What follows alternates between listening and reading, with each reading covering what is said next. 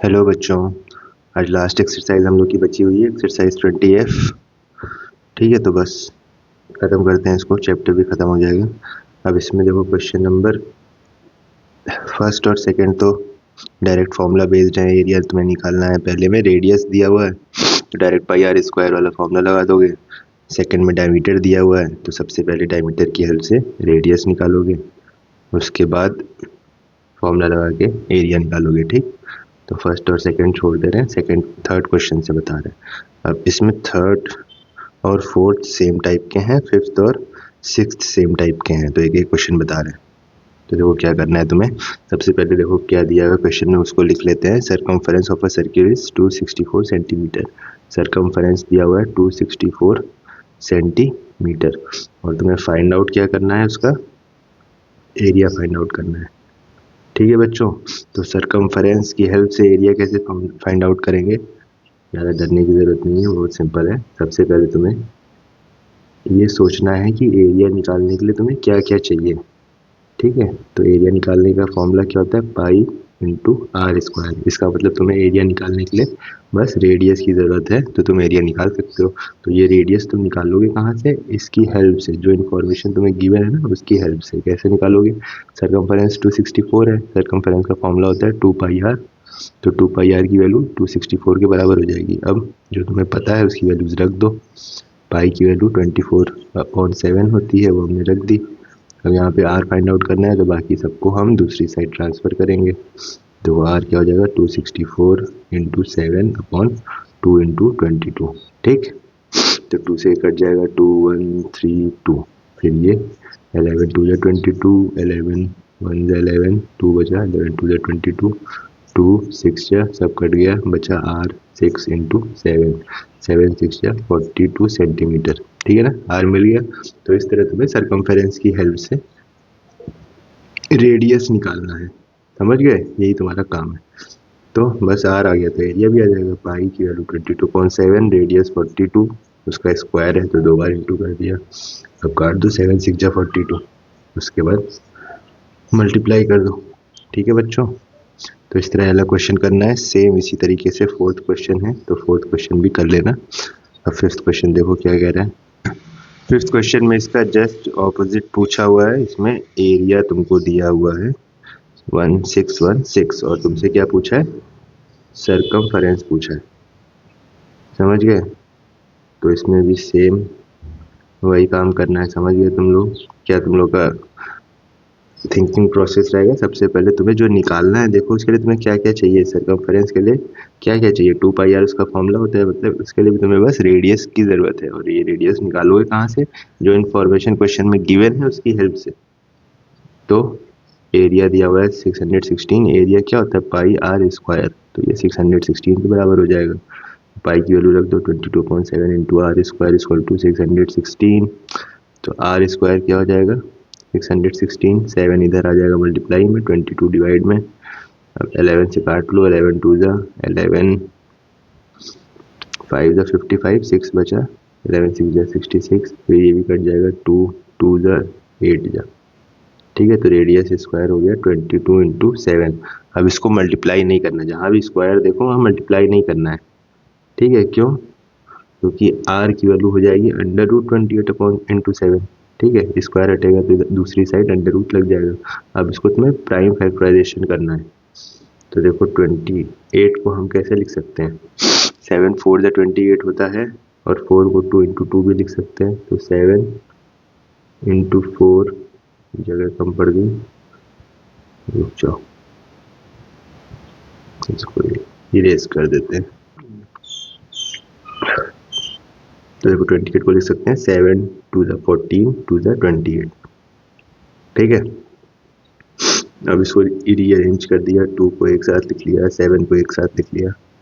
अब देखो पेयर बनना है ना 2 और 7 का, तो जब स्क्वायर रूट हटाओगे तो एक नंबर दोनों में से बाहर निकाल लोगे, तो आंसर आ गया तुम्हारा 14 सेंटीमीटर।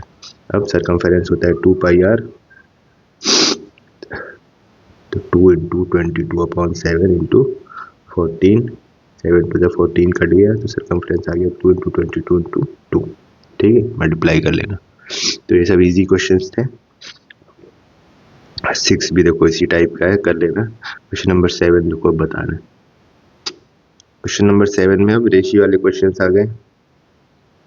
इस टाइप का क्वेश्चन पिछली एक्सरसाइज में भी था सर्कमफेरेंस का। देखो इसमें क्या है, ratio of radius of two circle is 4:5। दो सर्कल्स हैं, ठीक है, उनके रेडियस का रेशियो दे रखा है 4:5। जब भी रेशियो दिया रहता है तो x लगा देते हैं, मतलब उनका रेडियस हम मान लेते हैं 4x और 5x है। तो हमें रेशियो निकालना है एरिया का, ठीक है। ये मान लो R1 है, ये R2 है। हमें क्या निकालना है, A1/A2। रेशियो यही होता है ना, डिवाइड कर देते हैं दोनों को। तो देखो पहले का ये हो जाएगा पाई R1 स्क्वायर, दूसरे का पाई R2 स्क्वायर, ठीक है। ब्रैकेट लगा ले रहे हैं, नहीं कंफ्यूज हो जाओ। ये पहला रेडियस है, दूसरा रेडियस है। अब इसमें पाई और पाई तो कट जाएगा, तो बचा क्या, R1 का स्क्वायर अपॉन R2 का स्क्वायर। R1 है तुम्हारा 4x का स्क्वायर, नीचे है 5x का स्क्वायर, R2 5x है। अब पहले स्क्वायर कर लो, 4 का स्क्वायर 16, x का स्क्वायर वही हो जाएगा 5 का 25, x का स्क्वायर x स्क्वायर, फिर से तुम्हारा x स्क्वायर कट जाएगा, तो आएगा 16/25। मतलब एरिया का रेशियो आ गया 16:25, ठीक है। तो ये क्वेश्चन भी इम्पोर्टेंट है, इजी क्वेश्चन है। क्वेश्चन नंबर 8 देखो। क्वेश्चन नंबर 8 में देखो एक सिचुएशन दे रखी है, तुम्हारे पास बड़ा सा पार्क है, ठीक है। पार्क में कहीं एक पोल है, मान लो यहाँ पे एक पोल गड़ा हुआ है, और इसमें से एक हॉर्स को तुमने बांध के रखा हुआ है, और जो बांध के रखा हुआ है स्ट्रिंग की लेंथ है 21 मीटर। मान लो ये 21 मीटर की स्ट्रिंग है, यहाँ पे हॉर्स बंधा हुआ है। हॉर्स कैसे बनाया जाए, ये हॉर्स लग रहा है, ये इसकी पूंछ है, ये पैर है, ये हॉर्स बंधा हुआ है, ठीक। तो ये पूछ रहा है क्वेश्चन में कि ये जो बंधा हुआ हॉर्स है, ये इस पूरी फील्ड के कितने एरिया में, इस पूरी फील्ड के कितने एरिया में ग्रेस कर सकता है, घास चढ़ सकता है, ठीक है। पूरी फील्ड में घास लगी हुई है, घास लगा दे रहे हैं, तो कितने एरिया की घास को ये चढ़ सकता है। तो तुम्हें ध्यान से देखो, समझो कि ये हॉर्स तुम्हारा कितने एरिया में मूव कर सकता है, ठीक है। अब ये ज़्यादा से ज़्यादा बाहर जा पाएगा, ठीक है। तो कहाँ कहाँ जा पाएगा, ऐसे इधर साइड जा सकता है, इधर साइड जा सकता है, लेकिन जब मूव करेगा तो ये स्ट्रिंग तो फिक्स रहेगी ना, तो ये स्ट्रिंग से और आगे तो नहीं जा पाएगा, ठीक है। तो तुम्हें ये समझना है कि जब ये मूव करेगा ऐसे ऐसे, तो एक सर्कल बनाएगा, ठीक है ना। ये सर्किल के इधर साइड इधर साइड इधर साइड नहीं जा सकता, क्योंकि ये स्ट्रिंग से बंधा हुआ है, ठीक है। अंदर तो आ सकता है, अंदर का पूरा एरिया कवर कर सकता है, लेकिन बाहर नहीं जा सकता। तो तुम्हें एक्चुअली यहाँ पे निकालना है इस सर्कल का एरिया, क्योंकि इस सर्कल के अंदर जितना भी एरिया है वहाँ की घास ये खा सकता है, ठीक है। तो देयरफॉर एरिया ऑफ सर्कल क्या हो जाएगा, बहुत इजी है, direct formula pi R square 22.7 into radius है 21, क्योंकि स्ट्रिंग की लेंथ 21 है, 7 3 जा 21, तो ये आ गया 22 इंटू 3 इंटू 21। समझिए बहुत इजी क्वेश्चन है, बस हमें ध्यान रखना है कि क्वेश्चन में डायरेक्टली नहीं पूछा गया है, क्या निकालना है तुम्हें वो समझना पड़ेगा, ठीक। क्वेश्चन नंबर 9 देखो, फिर बेंडिंग वाला क्वेश्चन आ गया। फिर से पहले एक स्टील वायर है which is bent in the form of a square, एक स्टील वायर है, ठीक है। मान लो इतना बड़ा वायर है, इसको पहले हमने एक स्क्वायर के फॉर्म में बेंड किया, ठीक है। देखो ये स्क्वायर के फॉर्म में बेंड हो गया। अब जब इसको स्क्वायर के फॉर्म में बेंड किया, तो ये जो एरिया इनक्लोज कर रहा है वो क्वेश्चन दिया हुआ है, वो क्वेश्चन में दिया हुआ है कि 121 सेंटीमीटर स्क्वायर, ठीक है। फिर क्या किया, इसको फिर से ओपन करके वायर को स्ट्रेट करके, इसी वायर से same wire is bend in the form of a circle, इसी वायर से एक तुम्हारा सर्कल बनाया गया, ठीक है। तो तुम्हें बताना है ये सर्कल का एरिया कितना होगा, समझ गए। तो फिर से क्वेश्चन से डरने से पहले सबसे पहले ये चेक किया करो कि तुम्हें जो चीज़ फाइंड आउट करनी है के लिए उसके लिए तुम्हें क्या क्या चाहिए। तो एरिया फाइंड आउट करने के लिए तुम्हें चाहिए रेडियस ना, पाई आर स्क्वायर फॉर्मूला होता है, तो तुम्हें सर्कल का रेडियस पता करना पड़ेगा। और रेडियस तुम पता कैसे करोगे, वही जो इन्फॉर्मेशन गिवन रहती है उसकी हेल्प से हम रेडियस फाइंड आउट करते हैं, ठीक। तो देखो स्क्वायर का एरिया दिया है 121 सेंटीमीटर स्क्वायर। अब तुम्हें पता है एरिया कितना होता है, बताओ। एरिया होता है स्क्वायर का 1 का स्क्वायर, मतलब किसी साइड का हम स्क्वायर करते हैं तो 121 के बराबर हो जाएगा। तो ए क्या हो जाएगा, अंडर रूट ऑफ 121। ठीक है, अंडर रूट ऑफ 121 क्या आता है, 11 आता है, 11 सेंटीमीटर। इसका मतलब स्क्वायर का साइड कितना हो गया, 11 सेंटीमीटर का। इसके सारे साइड 11 सेंटीमीटर के हैं। ठीक, लेकिन अभी भी हमें इसका रेडियस नहीं पता चला है सर्कल का, हमें स्क्वायर का साइड पता चला है। अब देखो इसका रेडियस कैसे फाइंड आउट करेंगे। अब हमें ये चीज़ पता है कि स्क्वायर का एक साइड 11 सेंटीमीटर है, तो तुम ये निकाल सकते हो कि स्क्वायर का पेरीमीटर कितना होगा, चारों साइड का सम कितना होगा। ठीक है, वो क्यों निकालेंगे, क्योंकि हमें इसका पेरीमीटर पता चल गया। तो सेम एग्जैक्टली वही पेरीमीटर इस सर्कल का भी होगा। पिछले एक्सरसाइज में पढ़े थे ना कि जब हम रीबेंड करते हैं किसी चीज़ को तो पेरीमीटर चेंज नहीं होता है, पेरीमीटर सेम रहता है। ठीक है, उसी कॉन्सेप्ट का यूज़ करके हम रेडियस निकालेंगे। तो यहाँ पे हम स्क्वायर का पेरीमीटर निकाल ले रहे हैं। पेरीमीटर ऑफ स्क्वायर क्या हो जाएगा, 4 इंटू ए, 4 इंटू साइड मतलब 4 इंटू 11, तो ये आ जाएगा 44 सेंटीमीटर। अब यही 44 सेंटीमीटर तुम्हारा सर्कल का सरकमफेरेंस भी हो जाएगा। Therefore circumference of circle is equal to 44 centimetre. अब देखो तुम्हारा रेडियस आ जाएगा, सरकमफेरेंस में पता है 2 पाई आर होता है, तो 2 पाई आर इक्वल टू 44, तो 2 into 22/7 into radius equal to 44। ठीक है, तो रेडियस कितना हो जाएगा, 44 इंटू 7/2 इंटू 22। ठीक है, 22 2 ज़ा 44, ये 2 कट जाएगा, रेडियस आ गया 7 सेंटीमीटर। ठीक है, अब एरिया निकाल सकते हो, 22/7 इंटू 7 का स्क्वायर, ये 7 कट गया तो 22 इंटू 7 तुम्हारा सेंटीमीटर स्क्वायर एरिया आ जाएगा। समझ गए। तो ये सब क्वेश्चंस इंपॉर्टेंट हैं, अच्छे क्वेश्चंस हैं। स्टार्टिंग के जो 6-7 क्वेश्चंस हैं इनमें से जनरली नहीं पूछा जाता है। ठीक है, इसके बाद वाले क्वेश्चंस में ही से ही एग्जाम में क्वेश्चंस दिए जाते हैं। तो ये क्वेश्चन ध्यान से देख लेना। क्वेश्चन नंबर 10 की बारी, देखते हैं क्या है। 10 भी देखो इसी टाइप का क्वेश्चन है, बस उल्टा काम किया गया है। पहले एक वायर था, ठीक है, उसको पहले सर्किल में कन्वर्ट किया गया। ठीक है, सर्कल में कन्वर्ट किया गया जिसका तुम्हें रेडियस गिवन है। ठीक है, अरे सर्किल एक बार अपने आप बन गया, हर बार क्यों नहीं बनता था। 28 सेंटीमीटर, 28 सेंटीमीटर। ठीक है, अब फिर से उसी वायर को तुम्हें रीबेंड करना है और एक स्क्वायर बनाना है। स्क्वायर बन गया, फिर अपने आप से नहीं बना, अच्छा स्क्वायर बन जा भाई, बन जा, नहीं बनना, रहने दो। ठीक है, तो ये स्क्वायर बन गया। तुम्हें क्वेश्चन में पूछा गया है what will be the area of this square, इस स्क्वायर का एरिया फाइंड आउट करना है।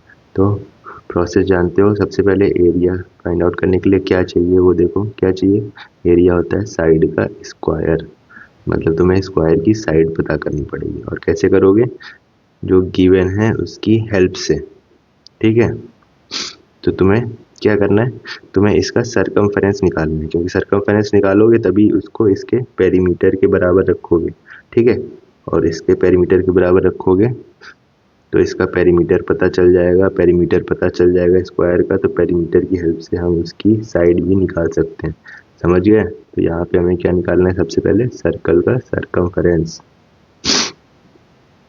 तो देखो सरकमफेरेंस इसका क्या हो जाएगा, रेडियस दिया हुआ है, डायरेक्टली निकाल लोगे, 2 पाई आर, 2 इंटू 22/7 इंटू 28, 7 4 ज़ा 28, 4 2 ज़ा 8 और 22, 8 2 ज़ा 16, 8 2 ज़ा 16, 117, 176 सेंटीमीटर आ गया इसका सरकमफेरेंस। अब जो इसका सरकमफेरेंस है वही पेरीमीटर होगा किसका, स्क्वायर का। Therefore perimeter of square is equal to 176। तुम्हें पता है कि पेरीमीटर क्या होता है, 4 इंटू साइड, यही होता है ना, साइड को हम 4 बार प्लस कर देते हैं, 4 से डायरेक्टली मल्टीप्लाई कर देते हैं। तो ए की वैल्यू क्या आ गई, 176/4 मिल गया तुम्हें साइड। 4 4 ज़ा 16, एक बचा, फिर 4 4 ज़ा 16, तो साइड आ जाएगा 44 सेंटीमीटर। तो साइड मिल गया तो एरिया भी मिल गया, क्या हो जाएगा एरिया, 44 का स्क्वायर। ठीक है, अब 44 का स्क्वायर करने के लिए तुम्हें 44 को 2 बार मल्टीप्लाई करना पड़ेगा, मल्टीप्लाई करने पे आंसर आएगा 1936 सेंटीमीटर स्क्वायर। ठीक, तो रीबेंट वाले क्वेश्चन समझ गया, डरना नहीं है, बस तुम्हें पहले देखना है कि तुम्हें क्या फाइंड आउट करना है। ठीक है, फाइंड आउट करने के लिए तुम्हें क्या चाहिए थे ना, साइड चाहिए थी। वो साइड तुम निकालोगे कहाँ से, जो इन्फॉर्मेशन गिवन है उन सबकी हेल्प से। ठीक है, और ये रीबेंट में हमेशा ध्यान रखना, रीबेंट वाले क्वेश्चंस में, कि हर केस में पेरीमीटर सेम होता है। ठीक है, पेरीमीटर सेम होता है, सर्कल है तो उसको सरकमफेरेंस बोल देना। ठीक है, उसी कॉन्सेप्ट का यूज़ करोगे हर बार। ठीक है, रीबेंट करने पे एरिया सेम नहीं होता है, एरिया डिफरेंट हो सकता है, लेकिन सरकमफेरेंस हमेशा सेम होता है।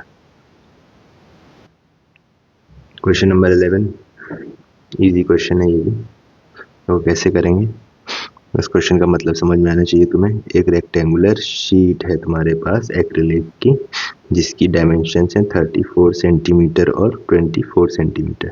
ठीक है, इस शीट में से 64 सर्कुलर बटन्स को कट आउट किया जा रहा है, ईच ऑफ डायमीटर 3.5। समझ में आया, मतलब इसमें से बटन काटे जा रहे हैं, जैसे एक बटन ये हो गया, दूसरा ये, तीसरा ये, फोर्थ ये, इस तरीके से टोटल कितने बटन है, 64 बटन हैं। ठीक है, तो तुम्हें बताना है कि काटने के बाद इस शीट में कितना एरिया बचेगा। तो ये जो बचा हुआ वाला एरिया है ना, ये जो हम शेड कर रहे हैं, ये सब तुम्हें निकालना है। इस तरह पूरी शीट में कितना एरिया बचेगा, तो ये चीज़ तुम्हें सबसे पहले समझनी पड़ेगी कि ये जो बचा वाला एरिया है, रिमेनिंग एरिया, इसको निकालने के लिए तुम्हें क्या करना पड़ेगा, पूरा पहले रेक्टेंगल का एरिया निकालना पड़ेगा, एरिया ऑफ रेक्टेंगल, उसमें माइनस करना पड़ेगा क्या, एरिया ऑफ 64 बटन्स। ठीक है ना, क्योंकि पहले पूरा रेक्टेंगल की शीट का एरिया था, उसमें से तुमने बटन्स निकाल दिए। ठीक है, उसको हटा दिया तो उसका एरिया माइनस हो जाएगा, तभी ना रिमेनिंग शीट का बचेगा। अब इसको निकालना बहुत ईजी है, क्योंकि रेक्टेंगल का भी डायमेंशंस दिया हुआ है और जो बटन्स हैं उनका भी डायमेंशंस दिया हुआ है ना। बटन का रेडियस, ये डायमीटर दिया हुआ है, ध्यान रखना, डायमीटर कितना दिया हुआ है, 3.5 सेंटीमीटर। तो रेडियस निकालने के लिए 2 से डिवाइड कर देना। तो सबसे हम पहले देखो यहाँ से करते हैं, एरिया ऑफ रेक्टेंगल निकालते हैं, कितना हो जाएगा 34 इंटू 24। देखो इसको यहाँ मल्टीप्लाई मत करना, क्योंकि जब लास्ट में नहीं, मल्टीप्लाई कर ही लो, क्योंकि लास्ट में डिवाइड नहीं करना है, क्वेश्चंस में तो कुछ कटेगा नहीं। 34 को 24 से मल्टीप्लाई करोगे तो आंसर आएगा 816 सेंटीमीटर स्क्वायर। ठीक है, फिर एरिया ऑफ वन बटन पहले निकालते हैं, फिर 64 का डायरेक्टली निकाल लेंगे, कैसे, 64 से मल्टीप्लाई करके। तो एरिया होता है पाई आर स्क्वायर ना, तो 22, यहाँ भी फॉर्मूला लिख लेना पहले, रेक्टेंगल का लेंथ इंटू ब्रेथ, तो 22.7 इंटू रेडियस, रेडियस कितना है 3.5/2 है। ठीक है, क्योंकि 3.5 तुम्हारा डायमीटर था, याद रखना, 2 से डिवाइड कर देना। 2 से डिवाइड करने के बाद काट के उसका पॉइंट में निकालने की जरूरत नहीं है रेडियस, बस इतना ही लिख लेना 3.5/2 जहाँ भी लिखना। ठीक, क्योंकि ये 7 से कटेगा, तो देखो 7 से काटो, 7 5 जा 35, पॉइंट लगा दो एक डिजिट बार, फिर ये 2 से कटेगा, 2 11 जा। ठीक है, तो अब इसके बाद नहीं कटेगा तो हम लिख देते हैं 11 इंटू 0.5 इंटू 3.5/2। तो अब तुम्हें इसे मल्टीप्लाई डिवाइड करना ही पड़ेगा। ठीक है, तो मल्टीप्लाई डिवाइड करने का कुछ इजी तरीका सोचा जाए, या अभी मल्टीप्लाई करने से बढ़िया है ना, थोड़ा सा और इजी हो जाएगा। ये इसको यहीं पे इतना रहने दो, तुम एरिया ऑफ 64 बटन निकाल लो। ये एक बटन का एरिया है, तो 64 बटन्स का एरिया निकालने के लिए क्या करोगे, इस पूरे को 64 से इंटू कर दोगे, यही करोगे ना, 11 इंटू 0.5 इंटू 3.5/2।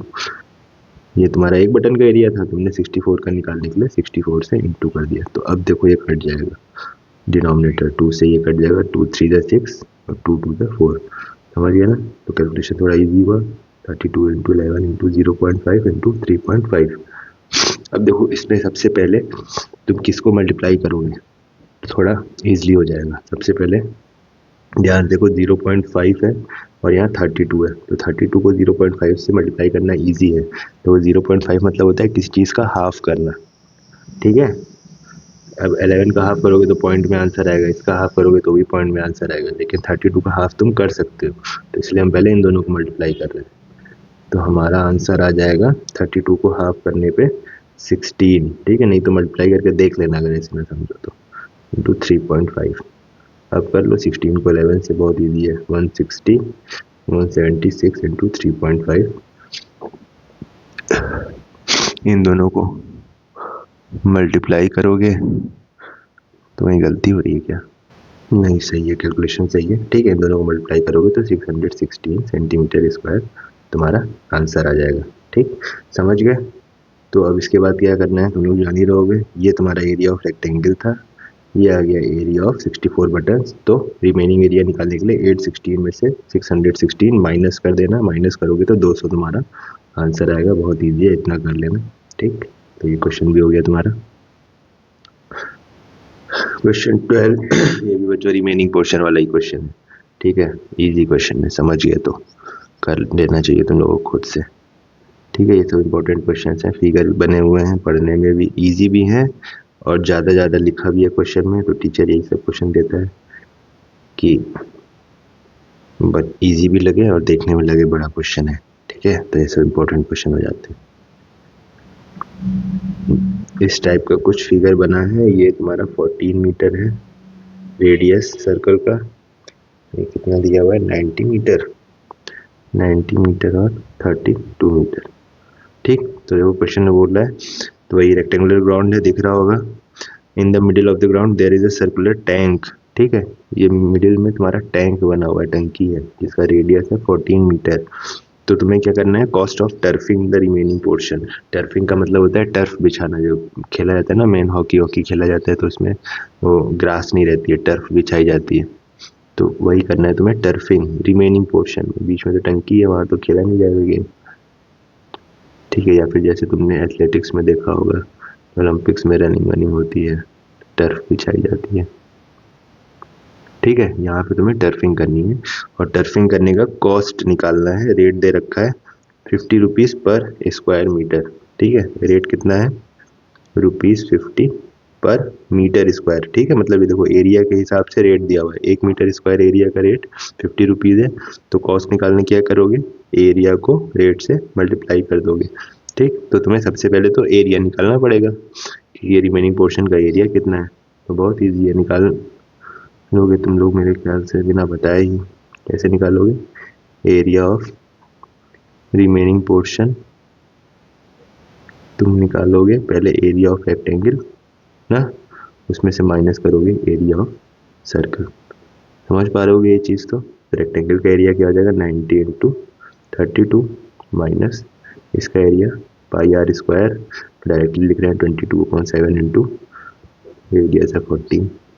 तो पहले ब्रैकेट सॉल्व कर लो, 7 2 या 14, 90 इंटू 32 करोगे तो तुम्हारा आंसर आएगा 2880, और 22 इंटू 2 इंटू 14 करोगे तो आंसर आएगा 616, ठीक है। दोनों को माइनस करोगे तो आंसर आ गया 2264 मीटर स्क्वायर। इतना एरिया में तुम्हें टर्फ बिछानी है, तो कॉस्ट कितना हो जाएगा, 2264 इंटू 50, समझ गए। तो 2264 को 50 से इंटू कर दो तो 1,13,200 रुपये, बहुत पैसा लग जाएगा। आंसर देख लें सही है कि नहीं। क्वेश्चन नंबर कौन सा है, 1,13,200, ठीक है, आंसर सही है। तो इस तरीके से तुम लोगों को ये क्वेश्चन करना है। अब 3 क्वेश्चन और बचे।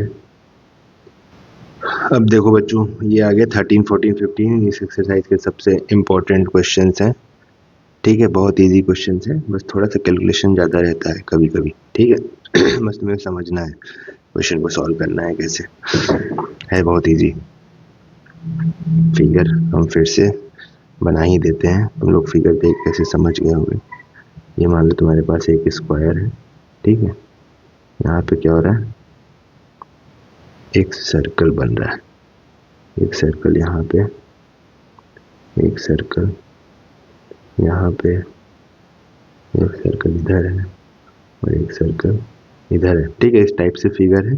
तुम्हें एरिया निकालना है शेडेड पोर्शन का, इस पोर्शन का एरिया निकालना है। और तुम्हें गिवन क्या है, बस स्क्वायर की साइड गिवन है, ठीक है। बीच में स्क्वायर है, उसके चारों तरफ तुम्हें 4 सर्कल्स दिख रहे होंगे। स्क्वायर की साइड है, मतलब यहाँ से लेके यहाँ तक 14 सेंटीमीटर। तो सबसे पहले ये चीज़ तुम्हें समझनी पड़ेगी कि ये जो शेडेड रीजन है इसका एरिया तुम निकालोगे कैसे। तो देखो हम इसका एरिया कैसे निकालेंगे, इस टाइप से। अगर हम पूरे स्क्वायर का एरिया निकाल लें, ठीक है, ये पूरा स्क्वायर है ना, इसका एरिया निकाल लें और इसके एरिया में से ये चीज़ माइनस कर दें। देखो मिटा रहे हैं क्या क्या, ये वाला माइनस कर दें, फिर ये वाला माइनस कर दें, फिर ये वाला पोर्शन माइनस कर दें, फिर ये वाला पोर्शन भी माइनस कर दें, तो हमें रिक्वायर्ड रीजन मिल जाएगा जो हमें निकालना था। समझ गए? तो यही हमारा प्रोसेस रहेगा। तो अब देखो ये सब हम निकालेंगे कैसे। सबसे पहले स्क्वायर का एरिया निकाल लेते हैं, बहुत ईजी है। एरिया ऑफ स्क्वायर कितना हो जाएगा, 14 साइड है तो 14 इंटू 14, 14 इंटू 14 तुम्हारा हो जाएगा 196 सेंटीमीटर स्क्वायर, ठीक है। पहला स्टेप। अब तुम्हें देखो ये निकालना है इन चारों का एरिया, इसका एरिया, इसका एरिया, इसका एरिया और इसका एरिया, क्योंकि इसी को तुम्हें स्क्वायर में से माइनस करना है। तो पहले ये ध्यान रखना कि ये चारों का अलग से नहीं निकालना पड़ेगा, क्योंकि चारों का एरिया सेम है, चारों एग्जैक्टली सेम सर्कल्स हैं। तो चारों का ये जो क्वाड्रेंट है, इसको क्वाड्रेंट बोलते हैं, 1/4 पार्ट पूरे सर्कल का। देखो पूरे सर्कल का 1/4 है ना, अगर इसके 4 पार्ट्स कर दिए तो इसमें से एक पार्ट, इसको क्वाड्रेंट बोलते हैं। तो ये चारों तुम्हारे सेम एरिया के होंगे, तो किसी एक का एरिया निकालो और उसको 4 से मल्टीप्लाई कर दो। एक ये तरीका है, या तुम ये चीज़ भी समझ सकते हो डायरेक्टली कि अगर तुम इन चारों क्वाड्रेंट्स को जोड़ोगे, ठीक है, मतलब इनके एरिया को जोड़ोगे, इसका एरिया, इसका एरिया, इसका एरिया और इसका एरिया, तो एक्चुअली तुम्हें ये पूरा सर्किल ही मिल जाएगा, ठीक है, क्योंकि ये 4 इक्वल पार्ट्स हैं, ठीक है ना। तो इनको जैसे यहाँ पे प्लेस करोगे, इसको यहाँ लगा दो, इसको यहाँ लगा दो, इसको यहाँ पे लगा दो, चारों इक्वल साइज के हैं, तो ये तुम्हारा एक सर्किल ही फॉर्म करेंगे। तो तुम डायरेक्टली एरिया ऑफ सर्कल भी निकाल सकते हो, ठीक, दोनों काम कर सकते हो। तो हम डायरेक्टली एरिया ऑफ सर्कल ही निकाल रहे हैं। अब सर्कल का एरिया निकालने के लिए उसका रेडियस पता होना चाहिए। तो रेडियस देखो कैसे निकालेंगे, क्वेश्चन में दिया तो नहीं है। देखो यहाँ से यहाँ तक ये पूरी साइड कितनी है, 14 सेंटीमीटर है ना, क्योंकि तुम्हारा स्क्वायर था। तो सर्कल का रेडियस देखो क्या होगा, सर्कल का रेडियस तुम्हारा यहाँ से यहाँ तक होगा, इतनी डिस्टेंस, ये डिस्टेंस। तो ये एग्जैक्टली इसका तुम्हें आधा नहीं दिख रही है, इस पूरे का हाफ, ठीक है। तो रेडियस कितना हो जाएगा, 7 सेंटीमीटर। समझ गए? तो यहाँ लिख दोगे एरिया ऑफ 4 क्वाड्रेंट्स, तो तुम डायरेक्टली लिख सकते हो पाई आर स्क्वायर, ठीक है, पूरा एक सर्कल बन रहा है। 22/7 इंटू रेडियस का स्क्वायर, तो 7 7 कट जाएगा, 20 इंटू 7 आ गया, तो 154 सेंटीमीटर स्क्वायर, ठीक है। ये शॉर्ट तरीका है, या फिर जैसे पहले बताया उस तरह करना होता है तो कैसे करते, एरिया ऑफ 1 क्वाड्रेंट निकालते। वो कैसे निकलता, क्वाड्रेंट 1/4 होता है सर्कल का, तो 1/4 करते हैं एरिया ऑफ सर्कल, ठीक है। फिर एरिया ऑफ 4 क्वाड्रेंट्स निकालते, तो कैसे निकालते, 4 से इंटू कर देते इस पूरे को। देखो 4 से जब इंटू करते ना तो ये 4 4 कट ही जाता और तुम्हारा पाई आर स्क्वायर ही बचता। तो हम डायरेक्टली यहाँ पाई आर स्क्वायर की वैल्यू निकाल लेते हैं, ठीक है। क्वेश्चन को लॉन्ग मत करना, बस इसी तरह कर देना जैसे हमने बताया। अब ये दोनों चीज़ें निकल गई, तो एरिया ऑफ रिमेनिंग पोर्शन तुम डायरेक्टली निकाल सकते हो। ये तो ये क्वेश्चन का सॉल्यूशन कैलकुलेशन भी बहुत इजी है, ज़्यादा बड़ा क्वेश्चन भी नहीं है, बस इसी तरह करना है। 196 में से 154 माइनस, दोनों को माइनस कर दोगे तो तुम्हारा आंसर आ जाएगा 42 सेंटीमीटर स्क्वायर, ठीक है। देखो कितना छोटा सोल्यूशन है। तो ये हो गया 13 क्वेश्चन। अब 14 15 बचा है। क्वेश्चन नंबर 14 देखो बच्चों, ये भी बहुत ईजी है। देखो इन सब में 13 और 14 में ये है बहुत इंपॉर्टेंट है, क्योंकि बड़े क्वेश्चन हैं देखने में, और लेकिन इनका कैलकुलेशन बहुत शॉर्ट है। तो ये बस तुम्हें क्वेश्चन का मतलब समझ में आना चाहिए। तो ये देखो इसमें एक तुम्हारे पास रेक्टेंगुलर फील्ड है जिसके कॉर्नर पे हॉर्स बंधा हुआ है। इस पूरी फील्ड की लेंथ है 60 मीटर और ये 40 मीटर, और यहाँ पे कॉर्नर पे हॉर्स बंधा हुआ है। ठीक है, मान लीजिए ये हॉर्स बंधा हुआ है, फिर से हॉर्स बना दे रहे हैं, ये हमारा हॉर्स बन गया, और ये हॉर्स की जो रस्सी है वो 14 मीटर की रस्सी है। ठीक है, तो तुमसे पूछ रहा है कि कितने एरिया में ये हॉर्स घास चढ़ सकता है। तो फिर से देखो वही काम करेंगे, हॉर्स कहाँ कहाँ मूव कर सकता है, इधर ऐसे जा सकता है और इधर ऐसे जा सकता है। ठीक है, इस पोर्शन के उधर तो नहीं जा पाएगा क्योंकि ये रस्सी बंधी हुई है, ये इसको रोक लेगी। ठीक है, लेकिन इस पोर्शन के अंदर जा सकता है। ठीक है, रस्सी को छोटा करके। तो तुम्हारा एक्चुअली जो पोर्शन आ गया जिसमें हॉर्स घास चढ़ सकता है वो है तुम्हारा ये वाला पोर्शन, जो कि फिर से एक क्या बन रहा है, सर्कल का क्वाड्रेंट। ध्यान से देखो, अगर इसको पूरा घुमा दोगे तो सर्कल बन गया ना। तो सर्कल के 4 पार्ट्स करोगे तो उसमें से एक पार्ट है ये, तो इसको बोलते हैं हम लोग क्वाड्रेंट। किसी सर्कल का क्वाड्रेंट, ये चीज़ ध्यान रखना।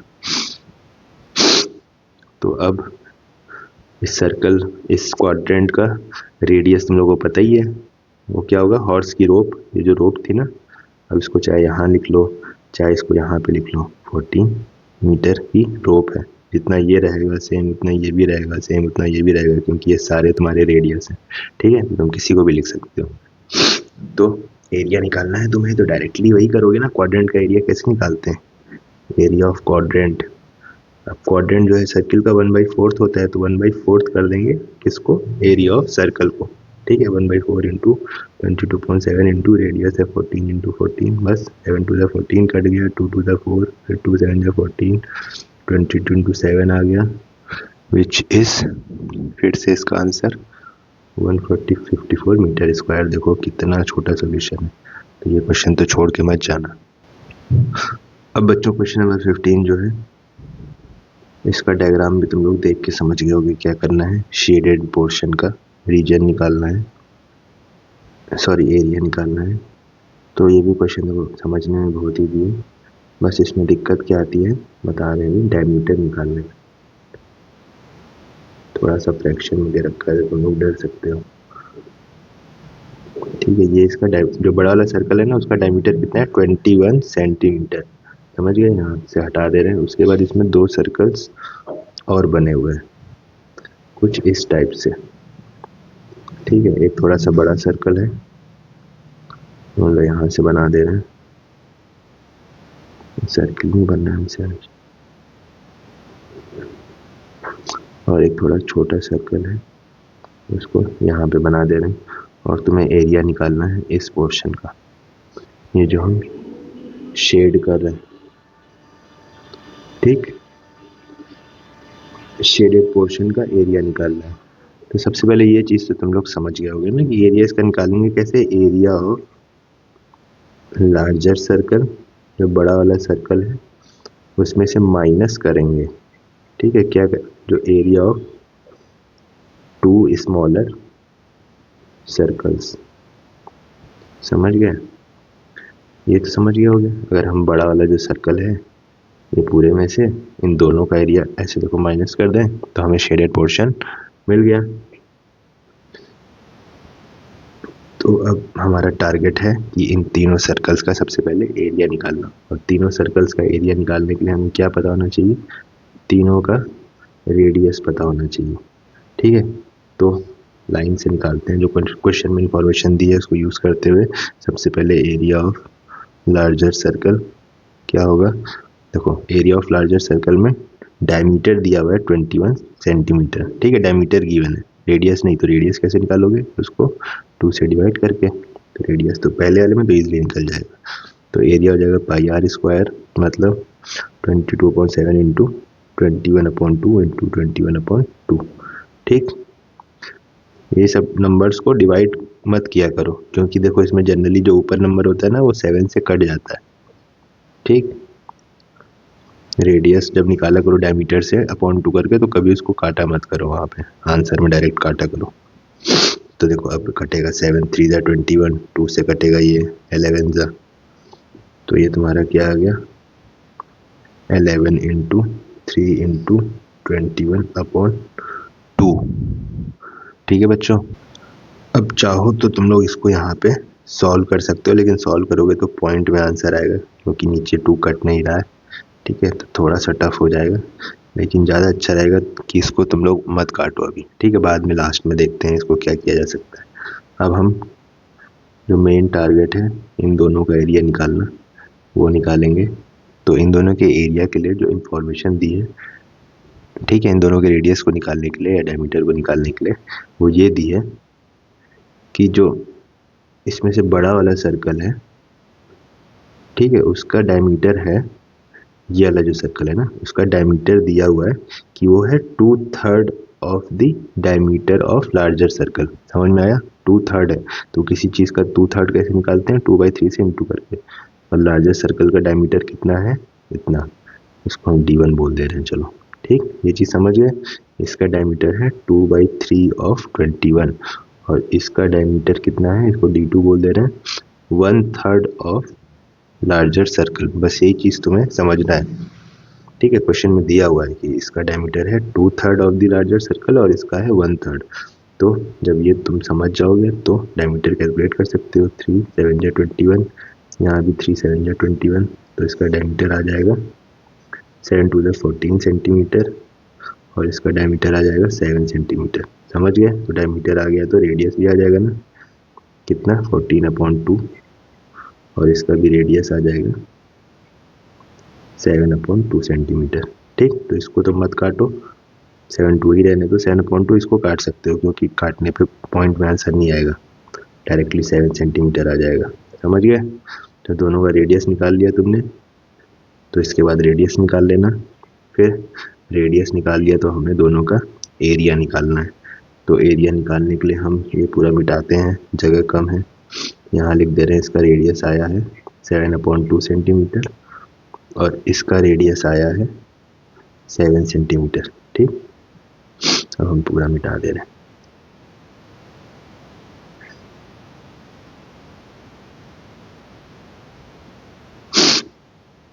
ये इसका रेडियस है, ये इसका रेडियस है।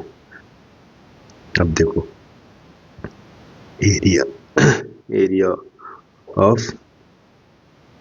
सर्कल, क्या नाम दिया जाए इसको? ये 1 था, इसको 1 नाम दे देते हैं, इसको 2। एरिया ऑफ सर्कल 1 कितना हो जाएगा? πr², मतलब 22.7 इंटू रेडियस का स्क्वायर। रेडियस है 7, तो 7 इंटू 7, तो ये कट जाएगा। ठीक है, 22 इंटू 7 आ जाएगा। इसको भी इसी तरह लिख दे रहे हैं, अभी काट नहीं रहे। फिर एरिया ऑफ सर्कल 2 कितना आ जाएगा? πr² मतलब 22.7 इंटू रेडियस है 7/2 इंटू 7/2।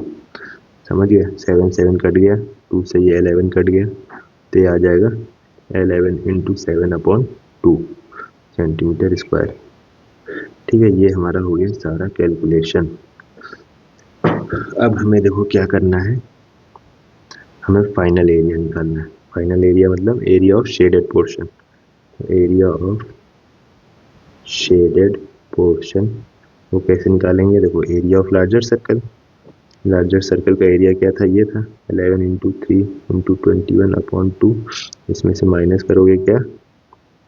इसका एरिया 22 इंटू 7 प्लस इसका एरिया। समझ में आ रहा है? इन दोनों को प्लस करना पड़ेगा, 11 इंटू 7/2। तो ये तुम्हारा लास्ट वाला कैलकुलेशन है, यही तुम्हारा टफ पोर्शन है इस क्वेश्चन में। तो इसको देखो हम लोग सॉल्व करते हैं, उसके लिए बाकी सारा हटा दे रहे हैं। तो देखो इसको सॉल्व करने के लिए सबसे पहले ब्रैकेट सॉल्व करो। ठीक है, ब्रैकेट सॉल्व करने के लिए तुम क्या करोगे? पहले अंदर के नंबर्स मल्टीप्लाई भी कर सकते हो, या तो देखो यहाँ पे 2 फ्रैक्शन बनेंगे ना, एक ये वाला फ्रैक्शन और एक ये वाला फ्रैक्शन। तो फ्रैक्शन को प्लस करना है तो क्या करना पड़ेगा? एलसीएम लेना पड़ेगा। देखो हम पहले एलसीएम ले रहे हैं, 1 और 2 का एलसीएम 2। ठीक है, अब ये 1 2 जा 2 होता है, तो ऊपर वाले नंबर को भी हम 2 से मल्टीप्लाई कर देंगे। समझ गए? फिर ये एज इट इज़ वैसे ही लिख देंगे। तो ये बन गया तुम्हारा पहला फ्रैक्शन। फिर यहाँ पे क्या था? 11 इंटू 3 इंटू 21/2 माइनस। समझ गए?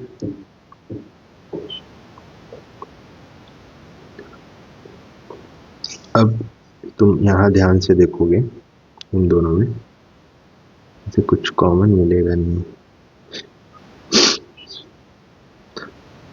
अब देखो इसको थोड़ा सा और सॉल्व कर लो। सॉल्व करने के लिए तुम्हें इन तीनों को मल्टीप्लाई करना पड़ेगा, इन दोनों को मल्टीप्लाई करने का पड़ेगा, फिर ऐड करना पड़ेगा। या तो और इजी तरीका, ठीक है, कि तुम इन दोनों में से कुछ कॉमन ले लो। ठीक है, ये भी मल्टीप्लाई में है, ये भी मल्टीप्लाई में है, बीच में प्लस साइन का है, तो डिस्ट्रीब्यूटिव लॉ को यूज़ करके तुम कॉमन ले सकते हो। ये सब कैलकुलेशन इजी करने के तरीके हैं। ठीक है, अप्लाई किया करो। दोनों में कॉमन क्या है? 7 कॉमन है और 11 भी कॉमन है। 22 और इसमें 11 कॉमन मिल सकता है। कैसे? अगर समझ नहीं आ रहा है तो 22 को तुम 11 इंटू 2 भी तो लिख सकते हो। ठीक है ना? तो 7 इंटू 11 कॉमन मिल गया। अब बचा क्या?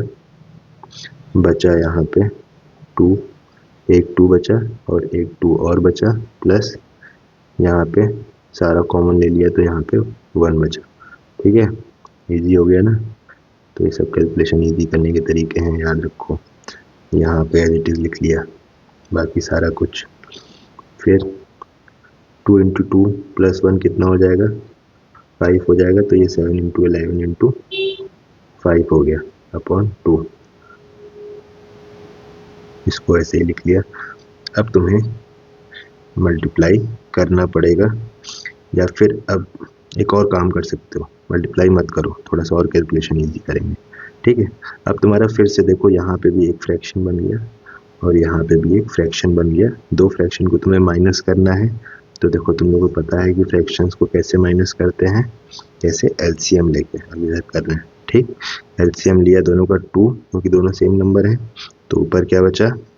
11 इंटू, और छोटा लिखते हैं, जगह कम है, यहीं लिख दे रहे हैं।